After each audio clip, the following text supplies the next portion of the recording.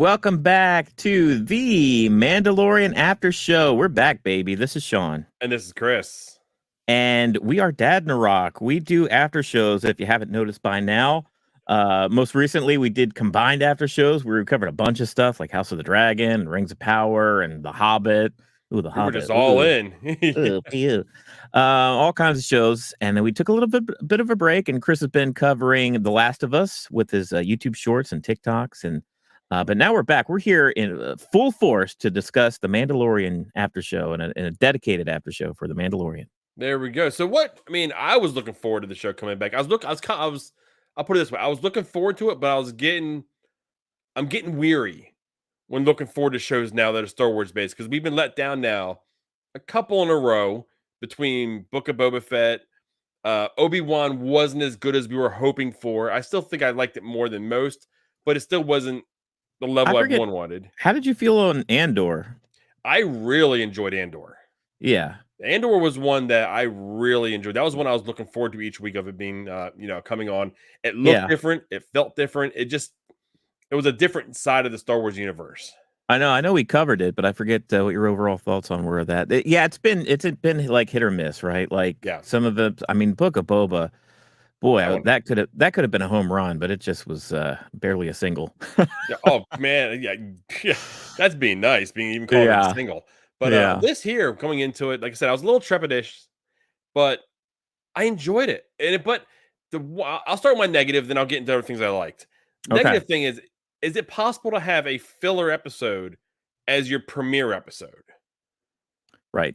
That's kind of almost how I felt because I was like, okay, we're having a conversation about needing to go back to Mandalorian, bathing in the waters and the mines. The whole idea with, Grogu, we had to have a conversation about Grogu because that all took place in the Book of Boba Fett.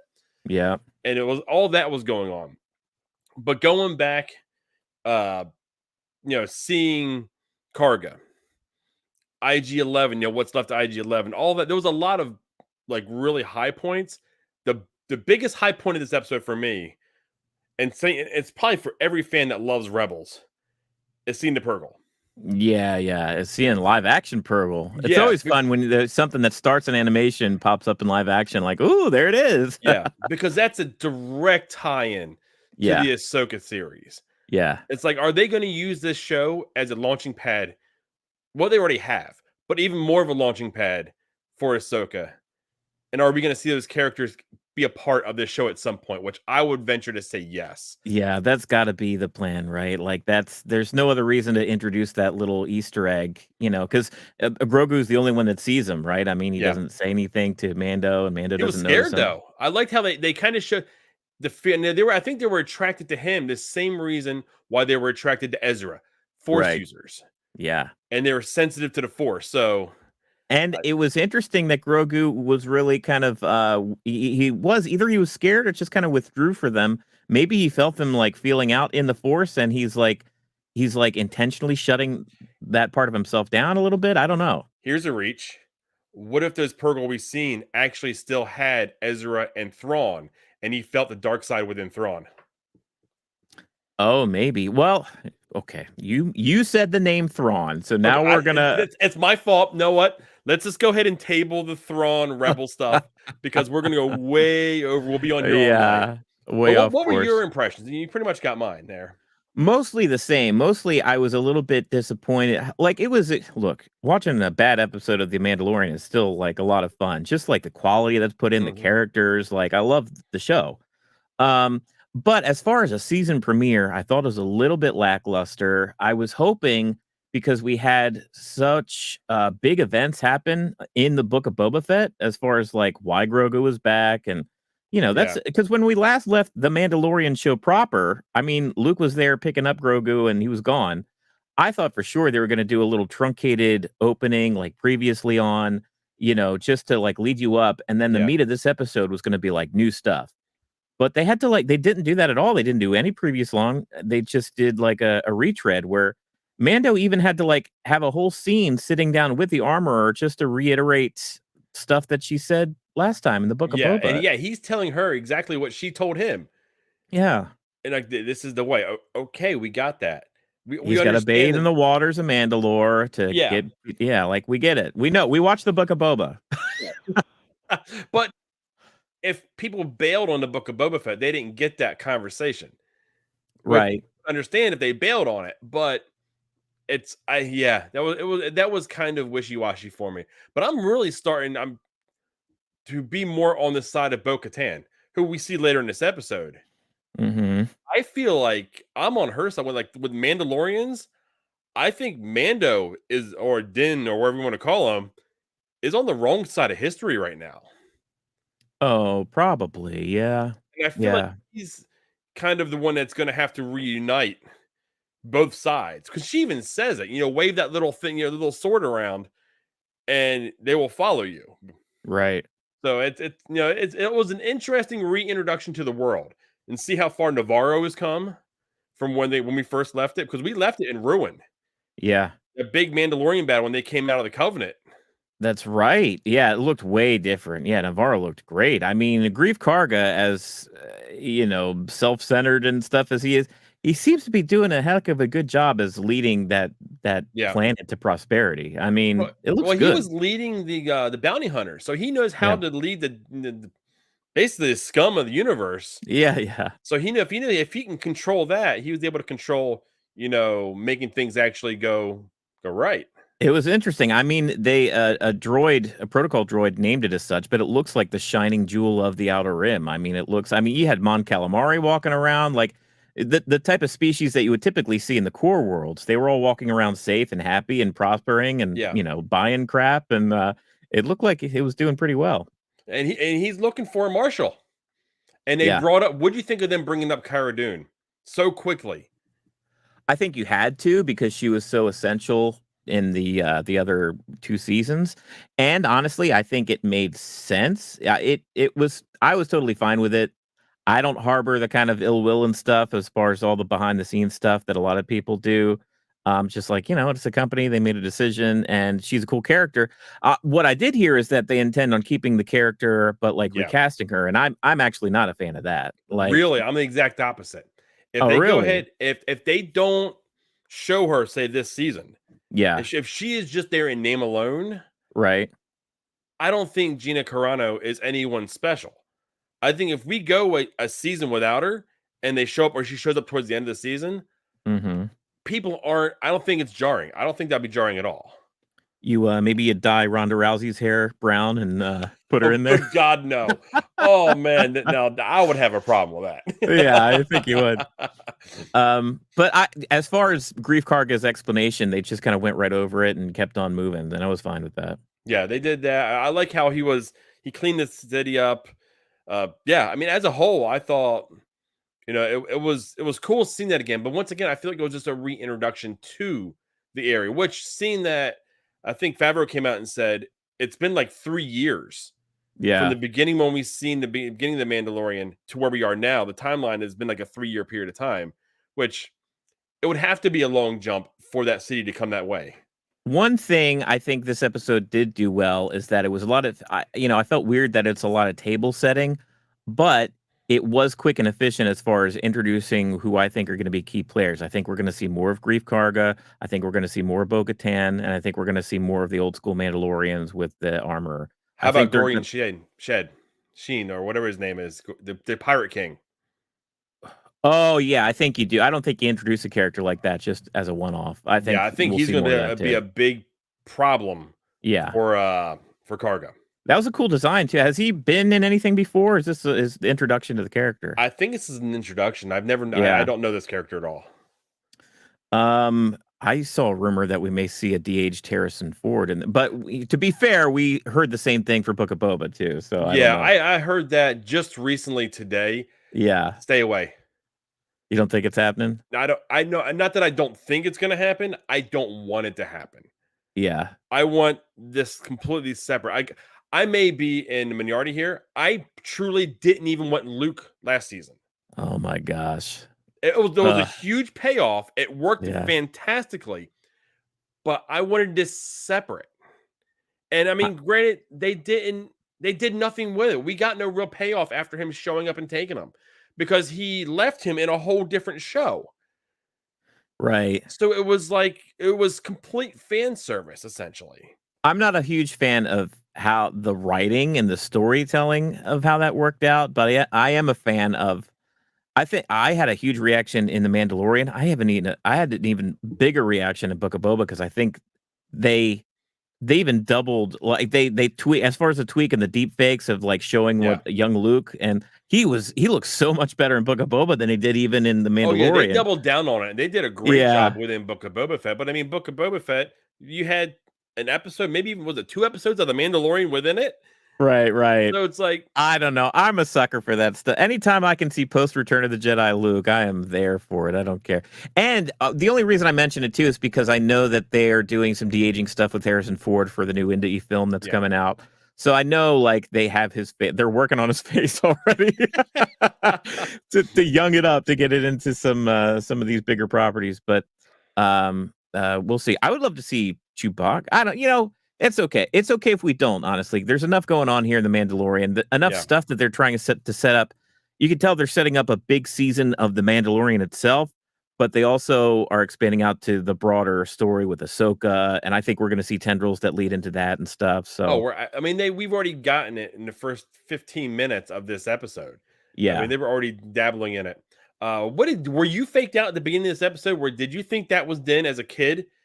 A Yep. flashback type thing. I think they got the Yep. majority of us. It had me for a second, and then things kind of, Well, at first, the only thing that shook me out of it was that Viz, whatever the big the guy. one that the big guy that John Favreau voices, he was already like full adult size, and I was like, how much older is he than Din? That was the Yeah. only thing that kind of shook me out of it.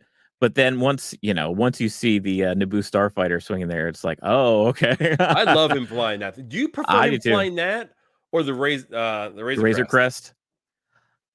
Crest. I love both, but I have such a soft spot for the Naboo starfighter Mhm. just because it takes me right back to the Phantom Menace. I love how And like nimble it is because the Razor yes, Crest wasn't nimble at all. If that no, no, was him no. flying the Razor Crest in the beginning of this episode when he got caught in the asteroid Oh, field, he's yeah, done. right. Yeah, So just the way he was able to get around. it's supercharged. I do like that. What's her name? Mata, Pelsi Mata, or whatever. That the lady on Tatooine that Yeah. super rigged it for. I love it. It is cool. Yeah, that's really fun. I like where Grogu is up in with the droid spot. I like how he has the ability to get down, and sit with Mando. So Yeah, he crawled up in his little bandolier to keep safe. yeah, because Snuggled up to he him. was like a little scared. That's the first time we've really seen him kind of Yeah, vulnerable. right. Outside of him sitting in the chair and spinning himself with the force, which was funny. And we are live here, guys. We are live broadcasting on YouTube, Twitter, Facebook, Twitch, I believe. So let us know what you thought of the premiere of The Mandalorian Season 3, Episode 1. Chris and I are giving our thoughts, but we always love interacting with you guys. So drop a comment. Yeah, and if you haven't already, hit that like button, hit the subscribe button, and join us every Friday night at 8:30 as we talk through the most recent one. This one here being what was it called? The Apostate? The Apostate. Yeah, the prostate. I was like, that's the first thing when I looked at it, was the first thing I said. I was like, no, that's not right. We're not talking about his prostate now. He's not that old. The Mandalorian prostate. He's getting up there in age. He needs to get it checked out. He just cover it with Beskar. He'll be Yeah. all right. Let's take a dip in the back to tank. Anyway, what did you think? So we've seen a big change as far as Bo-Katan because last season when she was introduced, she was all geared up to go to Mandalore. Like, Yeah. I'm going to Mandalore, and it was Din Djarin who was like, that place is poison, you can't go there. And now it's like it's reversed. Now Mandalorian's trying to get there, and she's like, whatever, it's not magic. You're wasting your time. And she's so like, what do you think of Bo-Katan and where she's at right now? Well, before we get too deep into that, you're speaking of a time of frame in the show that we actually have a clip for him. So let's go ahead and run that clip, and then we'll kind of continue this discussion afterwards. I am going to Mandalore, so that I may bathe in the living waters and be forgiven for my transgressions. You are a fool. There's nothing magic about the mines of Mandalore. They supplied Beskar ore to our ancestors, and the rest is superstition. Yeah, I mean, she's defeated. Yeah. The best way for me to describe Bo-Katan right now is she's defeated. because she said earlier in that scene, when she came back without the dark saber, her forces started melting away, and now they're just basically running the galaxy as mercenaries. Yeah, I was surprised that little posse that she was with in the last season of Mandalorian is like totally, I guess, abandoned her too. It looks like she looks very alone. Yeah, I mean, like I said, the best way to say is defeated. She's just there trying to figure out what her next step is. Yeah, And I know in her mind her next step is taking out Mando, because right, he has what she wants. And if she doesn't, he is a barrier for her. right. So yeah, that's going to be interesting to see their actual relationship going forward, even though she's like, goodbye, Din Djarin, Yeah, just yeah, kind of yeah. dismissing him. Get Goodbye. out of here, kid. You bother me. Yeah. So Do you think that he's going to actually take her advice and start waving that thing around and being like, "Hey, I could use some help to get to Mandalore and do the thing I need to do. Maybe I should call upon some Mandalorians to help me." I don't know. He hasn't given us that feeling that he wants to be any type of leader. He didn't want it. Yeah, Every time he actually lights the blade, he's fighting it. And that's why right. he can't use it so smoothly. Yeah, I don't quite know if he's going to be that this season, maybe next, because I know they said next season's already written. They right. already kind of know the direction they're going in. So Yeah, will we see it at that point? Or will he even have the actual Darksaber beyond this season? right. Because he can be defeated and not killed. Yeah. Because essentially that's what happened to Moff Moff Gideon. Gideon. Yeah. It's funny. I was just thinking, like, we're the third, just starting the third season, and these two characters between Din and Grogu, they were so like we didn't even know who they were, right? When we leading up into the premiere of The Mandalorian, just some rando bounty hunter Mandalorian, right? And Yeah. some kid, force sensitive, another Yoda species. And it's like, wow, these are two like just random. Let's see where it goes. But now, as we're entering into season 3, I feel like their paths are so essential and important to Mhm. like the overall mythos of the Star Wars this time. You know what I mean? Like this period, because it's like Mando potentially he could unite the Mandalorians as a whole. Like he has the Oh, yeah. power right now to like bring them all together, and if you chose to be like a great leader right now with the dark saber and just his path, and he's got that badass ship, and he's got Grogu who he's in charge of, and Grogu. I mean, there's nothing but potential as far as like he could be, as far as the Jedi and the Force and another one of Yoda's species, like how important potentially he could be. We know nothing of Yoda's species, but Mhm. even just as a Star Wars viewer, the potential there as far as us learning about Yoda species, what planet they're from, why they seem to be so limited throughout the galaxy, all these mysteries surrounding that. It's funny just how like important their paths are. It feels, and John Favreau he's even said recently how it's like we're just starting with these characters. Like he's planning on what, like 6, 7 seasons of this I thing. hope. Yeah, I hope they go Yeah, ahead and give this a long. There's longevity to this. yeah, Uh, but dude, what I really liked about this episode though, because you pointed out episode 1 of season 1, we see Mando come into this bar, yeah. and wreck house. Hmm. We haven't really seen that since. No, not really. This episode here, we got that again between the fight that happened up in the asteroid field where he was taking out those dudes, and Yeah, then when he backed up Grief Karga in the city and he just smoked those 4 dudes.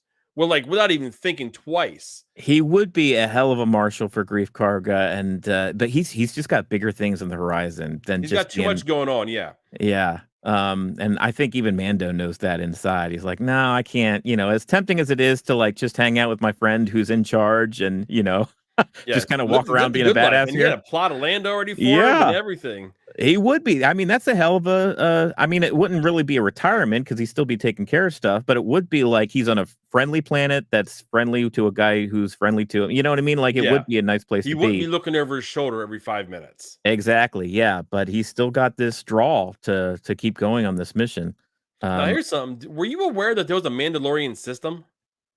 Like planets within the Mandalorian system? I think so, because I know of the planet of Narshada, which is actually a planet that I have in the background here, which is kind of destroyed. I know that's important to. So yeah, I think Mandalore is like a star system, and there's an actual Mandalore planet, but there's many planets within that Mandalore system. Okay, that was something new to me because when we learned about the planet, was that Kavana, or whatever, where they went into the castle and everything, where he Mhm. actually walked in and seen, Bo-Katan. That was Right. all was new to me, which was cool. I love seeing new planets, new places Yeah. within the Star Wars galaxy. And the Mandalorian, because I mean, as far as extended universe stuff, they've been writing up lore around the Mandalores from Boba Fett and Jaster Muriel, and then once Jango Fett was entered in the picture, it's just like there's so much actual history that we just don't know about. We know these like little bits and pieces, and for them to in this show keep introducing this stuff is really cool. Yeah, and I mean, I, I lo- I'm just kind of going through like the whole conversation where later in that conversation with Bo-Katan, and then she tells him where to go. Yeah, This is the city you want to go to. It's like beneath the Civic Center in right, Sundari, I think it was. right. They have a Civic Center? What? Underneath the, I know when she said Civic Center, I was like, okay, are they like playing basketball there? Well, how Uh, much, like, do you think there'll be much, like, actual hurdles for him once he lands?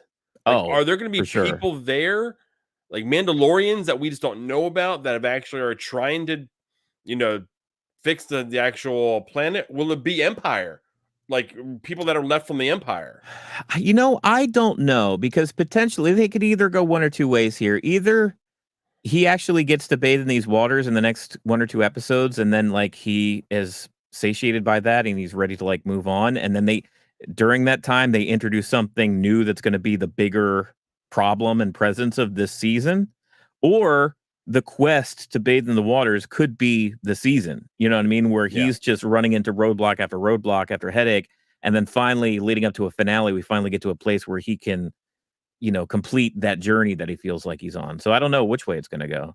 How would you feel if he decided not where he got there and say, for instance, he just seen it was both a problem to do, Yeah. and he has the knowledge of Bo-Katan in his head and all the other Mandalorians that take off their helmets. And Right. he's like, okay, you're more of a cult than an actual in the civilization of Mandalore, because we don't live that way. Yeah. Would you have an issue if he decided to go ahead and try to bring the actual tribes together, even the what they call the Night's Watch, the cult he's in, Yeah. and basically surpasses the armor, basically challenges her, and he takes control of them, and he to actually bring together the other group? I think that would be interesting if we got to that point where, and there is potential there, honestly. I mean, they could be an antagonist to him eventually because they kind of are right now because they're the ones saying like, this is the way and you're not one of us. And like, that's the whole reason he's on this journey is to like be Yeah, one of them or be accepted again. And I can see that turning. I don't know. I feel like that group is so hardcore behind the armor, like the Vizsla clan and stuff that yeah. I don't know if there's anything that could happen to where they would seek him to be their leader. I feel like it would be maybe like that whole tribe against him. That's what I feel like. But is he pigeonholed to be with them because he wasn't born on Mandalore and he was a foundling? I don't know. I guess it just depends on what Bo-Katan's and her group and their thoughts towards, because I feel like Bo-Katan certainly thinks of him as a Mandalorian, even though he was a foundling. Yeah, And because she stuff. knows he's a foundling, Yeah. but she looks at him as a Mandalorian. Yeah, like she totally, I mean, she disregarded Boba Fett as like, you clone piece of crap. Yeah, But she didn't do that with Mando. She was like, hey, you were cool and you should be with us. yeah. You're living Um, the way, you're walking the way. You've your been your you've head's a been little twisted. indoctrinated in the wrong Right. way. Yeah, but you could definitely be an asset. And but even that's gotten kind of cold. I'm the way they introduce Bo-Katan, I don't know if they're introducing her as like she's gonna be kind of an antagonist and almost like a villain this season, or if that's gonna turn. That's like our expectations is she's gonna be, kind of crappy towards Mando this season, but it ends up she kind of joins. I go, what else is she doing? She's just sitting there in her chair. Yeah. She got to do something. I've got a feeling she's going to work with him, but I Yeah, think it's going to be contentious. right. I don't think there's ever really truly going to be like a friendship formed. It's going to be more of a I need you, you need me Yeah, situation. Like I she tell you, actually goes to Mandalorian. He can't find where he's looking for because he's not familiar with the planet. yeah. And she kind of helps him along the way. Like she kind of swoops in at a point where he's maybe in over his head at some point. Kind of down the lines of a Cara Dune. It Yeah, becomes a three of them rather than just two of them. right. I can see that happening. It's just like I'm surprised the way this went down because when he had the dark saber, I thought for sure that we were leading to a point where she would want to challenge him to take Mhm. that saber from him and find because we know that that's what's holding her back from being like the true leader in her eyes and her people's eyes. And But I does thought she have that's self-doubt now? yeah, true. I mean, we're not there, right? I thought for sure that like she would either trick him or they would come to Mandalore and like she would like work over a crowd. They end up like fighting in this arena with a big crowd and like there'd be like that kind of scene, but it doesn't feel like we're heading in that direction at all. Unless we get there eventually. But I don't know. It's turning out in a way that I didn't expect, I guess, for her to be so just defeated, like you mentioned. Yeah. Do She's in a you bad think we're place. going to see IG-11 again? Yeah, You think they're yeah. going to go ahead and bring them all the way back? Yeah, because they introduced those characters from the sequel trilogy, either the little Boba thing, whatever they are, little mustachioed little guys. Yeah. They're like droid experts, right? I So it's love like, those. Yeah, the ones that were those little guys that were trying to fix them. Yeah, yeah, broken. one of the parts of the sequel trilogy that it was actually okay in an awful movie. But yeah, I think you don't introduce those guys without that. They'll be successful in their mission. I Yeah, think we'll because see I mean, IG-11 come Mando's back. got to find a circuit board because he's Yeah, not friend no more. right. That part felt a little ratherly to me. Like, okay, are we in a role playing game right now? Like, okay, we have this quest. This is a side quest, right? The main quest is to bathe in the Mandalore, and this is a side quest. We got to get this computer chip for IG-11 so we can join our party. Like, it felt very like Final Fantasy VII or something. I enjoyed it, but yeah, it didn't feel necessary. And Yeah, quite frankly, I love the way IG-11 went out. I don't right. need him back. I don't need him back either. It's Yeah, like K2SO. I love how he went out. right. And no, I mean, I know we're going to get him again probably in Andor at a later. We're going to see when that relationship started. But I don't need him to come back in a future property because someone decided to try to put them back together. I'm actually kind of surprised that the Mandalorian show is sticking with this like circle of characters that it introduced in the first season. I figured like every season we would stick with Mandalorian and Grogu and we'd see their adventures, meeting new people, which they have. But I didn't expect that we'd bring back Cara Dune for season 2 and we'd see Grief Karga like every season thus far. It feels like the people they introduced, the characters they did in the first season, they keep wanting to bring them back. And now that Cara Dune isn't around anymore, maybe that's why they're like, hey, IG-11, he was a statue, but now we're going to bring him back. Yeah. Maybe just to fill he out the blew characters. himself up, but we're going to find a way to bring him back. Yeah. I mean, I guess I'm okay with it, but I don't think it's necessary, nor do I truly think he needs a droid that he trusts. Plus, I mean, how's he going to get around? Like, is he just going to duct tape IG-11 to his ship and that's how he's going to ride around? Because he can't ride in the Razor Crest anymore. Think of that. Yeah. Because the Nabooian starfighter he's got here, right. It doesn't sit 3. Right. It barely sits 2. It barely holds them. Yeah. So it'll be interesting how that plays out, I think. But as we're wrapping this up here, I think as a whole, like I said, going into it, I felt like this was a filler episode in the beginning. But the more we talk about it, it's actually a really good introduction back to the world because we've been out of this world for a little while.